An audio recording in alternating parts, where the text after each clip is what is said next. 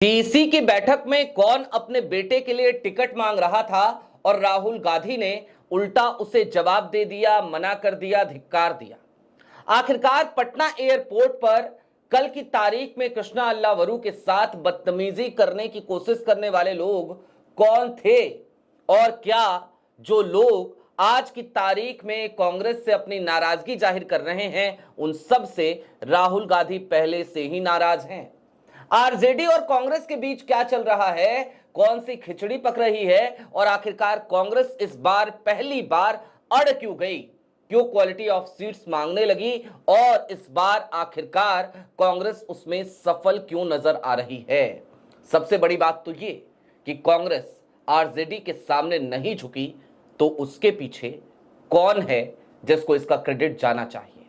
और इन सब के बीच सवाल यह भी कि आज की तारीख में वो कौन से कांग्रेस के भीतर छिपे स्लीपर सेल के लोग हैं जो लगातार कांग्रेस को इसी रूप में देखना चाहते हैं कि वो रीजनल पार्टीज के पीछे पीछे चलती रहे, लेकिन कांग्रेस का आला कमान और खास तौर पर राहुल गांधी इसके लिए अब तैयार नहीं है। सारी बातें जरा विस्तार से। नमस्कार, मैं स्वप्निल और आप मुद्दा देख रहे हैं। दोस्तों, आगे बढ़ें उससे पहले एक छोटी सी अपील है।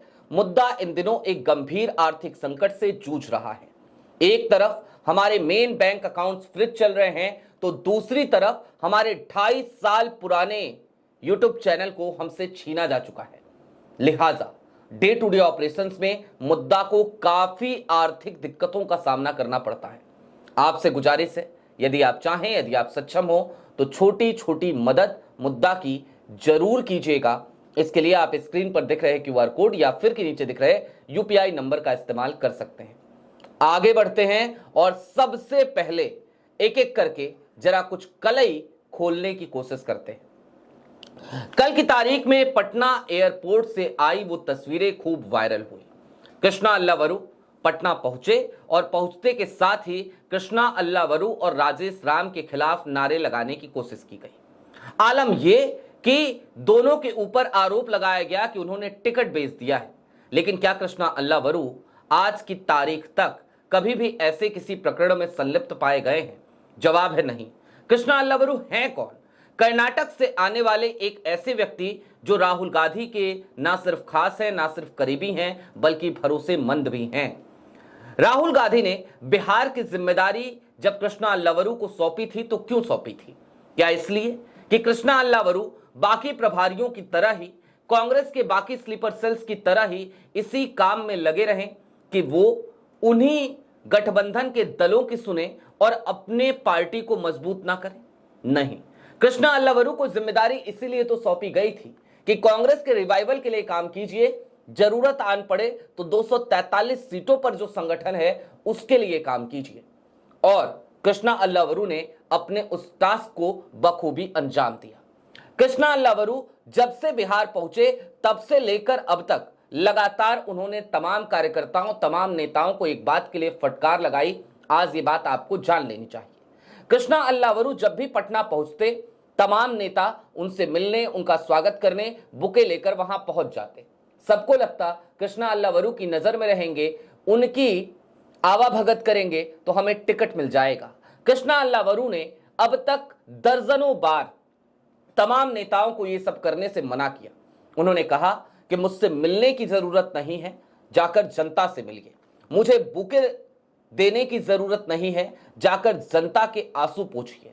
और कृष्णा अल्लावरू हमेशा एक बात कहते थे कि अगर टिकट मिलेगा कांग्रेस में तो उसे ही टिकट दिया जाएगा जो वाकई में जनता के लिए खड़ा होगा, जिसका जनता से जुड़ाव होगा।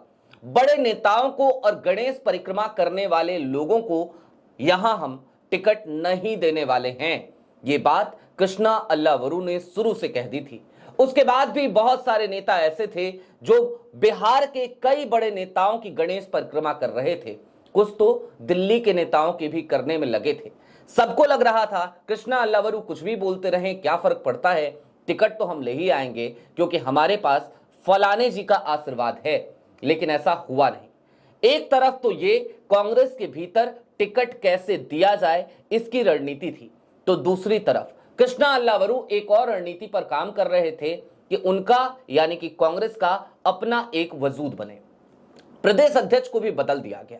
अखिलेश प्रसाद सिंह उनकी जगह पर राजेश राम जो कुटुंबा से विधायक हैं उनको कांग्रेस का प्रदेश अध्यक्ष बना दिया गया और फिर राजेश राम और कृष्णा अल्लावरू की जोड़ी ने कांग्रेस को दिन रात एक करके बिहार की धरती पर मजबूत करना शुरू कर दिया। जाहिर सी बात है इससे कई लोगों के पेट में मरोड़ उठने लगा। अखिलेश प्रसाद सिंह एक तरफ जहां राहुल गांधी से कहीं ज्यादा झुकाव लालू प्रसाद यादव की तरफ रखते हैं तो वहीं राजेश राम और कृष्णा अल्लावरू वो राहुल गांधी की तरफ उनका टिल्ट नजर आता है। निश्चित तौर पर वो राहुल गांधी को अपना नेता मानते हैं, लालू प्रसाद यादव को नहीं। और यही कारण है कि आज की तारीख में आरजेडी और कांग्रेस के बीच कई दौर की बातचीत के बाद भी एक अलग तरीके की ऊहापोह की स्थिति देखने को मिल रही है। हालांकि कांग्रेस ने तमाम लोगों को सिंबल बांट दिया है, उसके बावजूद सारी हकीकत तो यह है कि दरअसल आरजेडी के तमाम नेता इस बात को लेकर चिंतित हैं कि कांग्रेस का ये जो रवैया है अपनी सीटों को लेकर अड़ जाने का, ये कहीं उन्हें नुकसान न पहुंचा दे। लेकिन सच्चाई कुछ और भी है।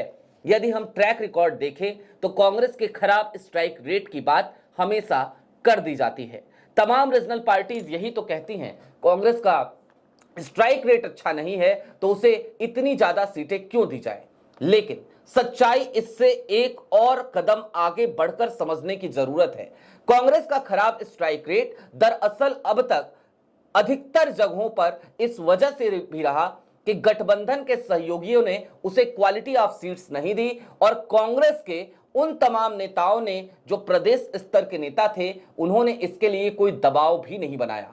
लेकिन इस बार कांग्रेस अड़ी, इस बार कृष्णा अल्लावरू अड़े, इस बार राजेश राम अड़े और कहा कि सिर्फ ज्यादा सीटें नहीं चाहिए, वो तो हमें चाहिए ही चाहिए, लेकिन हमें वो सीटें चाहिए जिन सीटों पर हमारे जीतने की संभावनाएं ज्यादा है।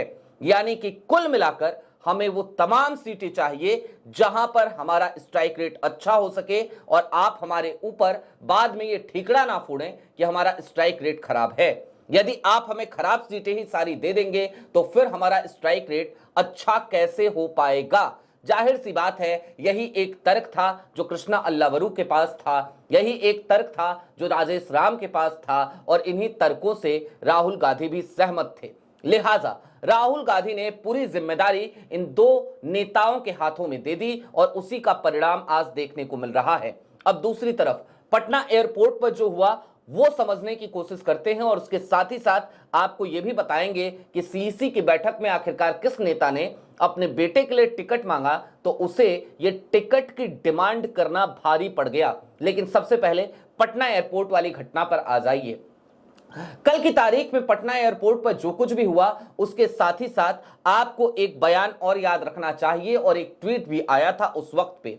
ये ट्वीट किसी और का नहीं बल्कि अखिलेश प्रसाद सिंह का था। मैंने फिर कहा, अखिलेश प्रसाद सिंह भले ही आज की तारीख में सीडब्ल्यूसी मेंबर हों, भले ही कांग्रेस के प्रदेश अध्यक्ष रहे हों, लेकिन इन सब के बावजूद हकीकत तो ये है और उनके क्रियाकलापों से ऐसा लगता भी है कि वो कांग्रेस को अपनी पार्टी कम, राहुल गांधी को अपना नेता कम, बल्कि लालू प्रसाद यादव और आरजेडी को और तेजस्वी यादव को अपना नेता ज्यादा मानते हैं। वो वैसे भी लालू दरबार में हमेशा हाजिरी लगाने वाले नेताओं में से एक रहे हैं, लालू प्रसाद यादव के करीबी हैं और शायद यही एक बड़ा कारण है कि अखिलेश प्रसाद सिंह अब खींचे हुए, झल्लाते हुए नजर आ रहे हैं।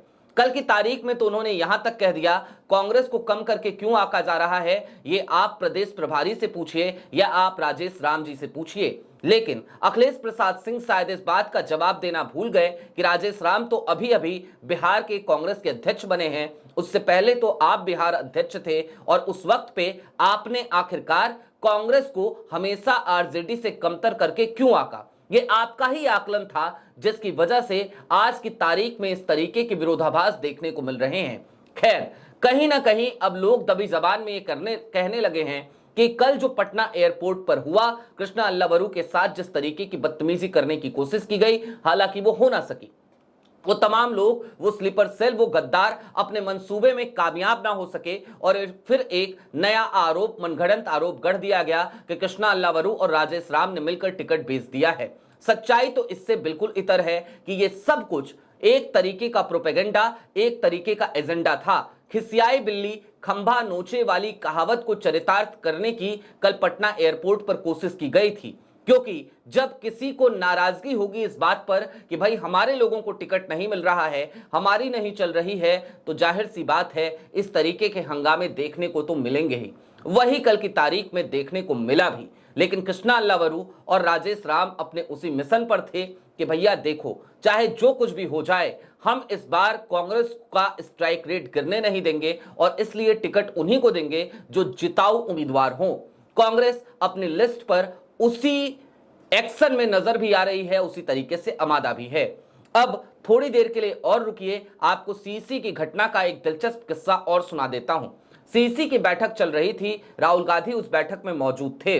कांग्रेस के पुराने एक और प्रदेश अध्यक्ष जिनका नाम मदन मोहन झा है, उन्होंने टिकट मांगने की कोशिश करी। हालांकि मदन मोहन झा से मेरी कई बार बातचीत होती है, लेकिन उसके बावजूद मैं ये किस्सा आपको सुना रहा हूं, इसलिए भी और इस जोखिम के साथ भी कि शायद अब मुझे कांग्रेस, बिहार कांग्रेस की किसी अंदरूनी खबर की जानकारी चाहिए हो, मैं मदन मोहन झा जी को फोन करूं तो फोन रिसीव ना हो। खैर, इस तरीके की नाराजगी कांग्रेस के कई नेताओं से मुझे अक्सर ही झेलनी पड़ती है जब मैं उनकी आलोचना कर देता हूं। भारतीय जनता पार्टी के लोग तो हमेशा ही मुझसे खार खाए बैठे रहते हैं, हमें फर्क नहीं पड़ता, क्योंकि अपना एक ही सिद्धांत है, ना काहू से दोस्ती, ना काहू से बैर। खैर, अब लौट आइए उस किस्से पर। सीसी की बैठक के दौरान मदन मोहन झा ने एक टिकट की डिमांड कर दी। यह टिकट वो किसी और के लिए नहीं बल्कि अपने बेटे के लिए मांग रहे थे। बस इतना सुनना था कि राहुल गांधी ने दो जवाब दिए। पहला जवाब तो ये कि देखिए जनाब, टिकट आपके बेटे को नहीं मिल सकता। पूछा गया क्यों, तो सीधे कहा कि भाई बड़ी सिंपल सी बात है, आप प्रदेश अध्यक्ष रहे और आप ही अपने बेटे की पैरवी कर रहे हैं, तो इस तरीके के परिवारवाद को तो हम बढ़ावा नहीं देंगे, हम नहीं देंगे ticket, thank you know thank you. उसके तुरंत बाद राहुल गांधी ने एक सवाल दागा कि जब वोट अधिकार यात्रा निकल रही थी तो आप और आपका बेटा अपने अपने क्षेत्र में सक्रिय नजर क्यों नहीं आ रहे थे? इसका जवाब दे दीजिए, फिर आगे बात करेंगे। जाहिर सी बात है इसका जवाब मदन मोहन झा नहीं दे पाए, क्योंकि वो वाकई में वोट अधिकार यात्रा के दौरान उस तरीके से सक्रिय नहीं दिखे थे। और राहुल गांधी आज की तारीख में इन छोटी छोटी बातों को भी यदि लेकर चल रहे हैं, इतना ध्यान रख रहे हैं, तो आप समझ सकते हैं कि क्या स्थिति आन पड़ी है और राहुल गांधी किस तरीके से संगठन को मजबूत करने में लगे हैं। खैर, एक बात तो बिहार के चुनाव से तय हो गई कि निराश होने की बहुत ज्यादा जरूरत अब कांग्रेस के उन नेताओं को नहीं है जो जमीन पर काम कर रहे हैं, क्योंकि राहुल गांधी कहीं ना कहीं अब हर छोटी और बारीक चीज पर नजर बनाकर रख रहे हैं और अपने लोगों को यह समझा चुके हैं कि भाई देखो, अब जो जमीन पर काम करेगा, जो जनता से जुड़ा रहेगा, कांग्रेस का हाथ उसके साथ है। और जो हवा हवाई बातें करेगा, जो बड़े नेताओं की गणेश परिक्रमा करेगा, जो चापलूसी के दम पर सोचेगा कि उसे कांग्रेस से कुछ मिल जाए, उसके लिए कांग्रेस में अब सिर्फ निराशा का ही आलम रहेगा, अंधकार रहेगा। उसी तरीके का माहौल बिहार कांग्रेस में दिखाई दे रहा है। समझने की जरूरत एक और भी है कि आज पहली बार महागठबंधन में आरजेडी के सामने कांग्रेस ने अपने डिमांड्स खुलकर रखी है और आरजेडी को भी कांग्रेस की उन डिमांड्स को मानना पड़ रहा है। यह निश्चित तौर पर कृष्णा अल्लावरू और राजेश राम की मेहनत है। राहुल गांधी का उन दोनों पर किया गया भरोसा आज की तारीख में जमीन पर चरितार्थ होता नजर आ रहा है। कुल मिलाकर बिहार चुनाव बहुत दिलचस्प मोड़ से गुजर रहा है। एक और नाम है मुकेश सहनी का, उनको लेकर भी कुछ अपडेट्स आ रही हैं। पता नहीं वो महागठबंधन में रह पाएंगे या नहीं, क्योंकि राहुल गांधी और तेजस्वी यादव दोनों ही उनसे खफा हैं। आपकी क्या राय है कमेंट बॉक्स में जरूर बताइएगा। अभी के लिए दीजिए इजाजत। चलते चलते फिर वही अपील, चैनल पे नए हो तो सब्सक्राइब करते हुए जाइएगा, सक्षम हो तो छोटी छोटी मदद मुद्दा की जरूर कीजिएगा। बहुत शुक्रिया।